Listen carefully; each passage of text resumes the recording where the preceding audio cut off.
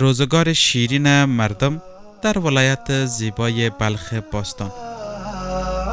تیر دا کمان دی زا خطا کاریم حواس را گیر کرم نفس می تازیر کرم خدایا شفارا پاز را بیماریم حواس را گیر کرم نفس می تازیر کرم دا گناهونو سن کی غرقاب شم صاپویم وړی په لوی عذاب. د بلخ په لرغوني ولایت کې د ولس شیرین ژوند د روژې مبارکه میاشت د کوچني اختر را نږدې کېدل او د امنیتي ځواکونو ښه او د اخلاص ډک خدمت بیا دغه ښکلي ولایت ته رنګونه ورکړي او ښکلا یې وربښلې.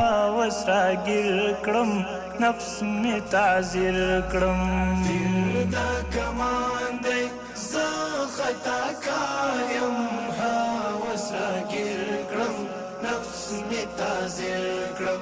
د روژې په مبارکه میاشت کې بیا د بلخ ځانګړو پولیسو ولس ته د دوی د لا ښه امن په موخه ځانګړي تدابیر نیولي، په دې معنا چې هم یې روژه نیولې او هم یې ولس ته امن راوستی، ولس ته یې ډاډ ورکړی، ولس سره یې ژمنه کړې او تل د ولس په خاطر هر ډول قربانۍ ته چمتو دي.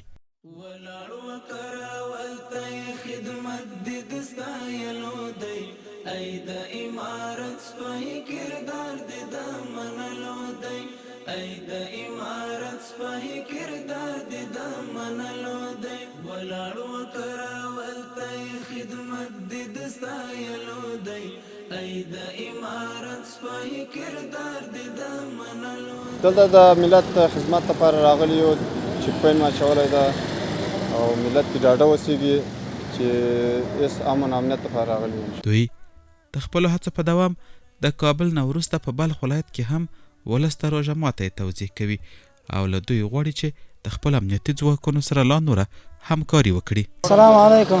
حالا خوب هستی؟ بخیر، خوش آمدی. سلامت باش. بخیر باید. دستان لسر تر پای غونډ اوریدلو دی ای د امارت سپاهی کردار دیدم. سلام علیکم. خوب است بعدا خراجی است. از کجا آمدی؟ کجا میره؟ در راه چه مشکل نبود. بخیر بی. کله چې د ولس له خدمت څخه د څو شیبو لپاره خلاصون پیدا کوي، دوی هم خپله نیولې روژه ماتوي، د الله پاک لوی دربار ته لاس لپه کوي او د ولس په حق کې د خیر دعاګانې کوي.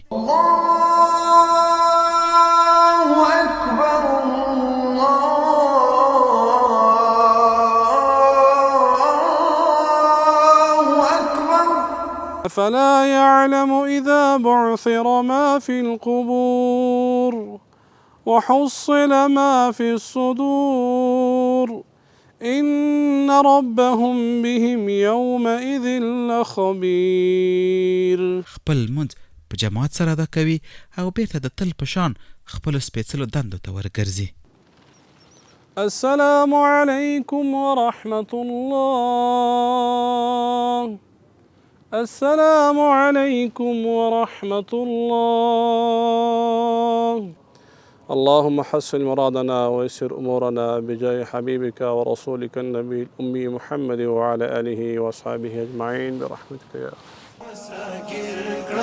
نفس می تازه کرم خدایا شفارا پاز ربی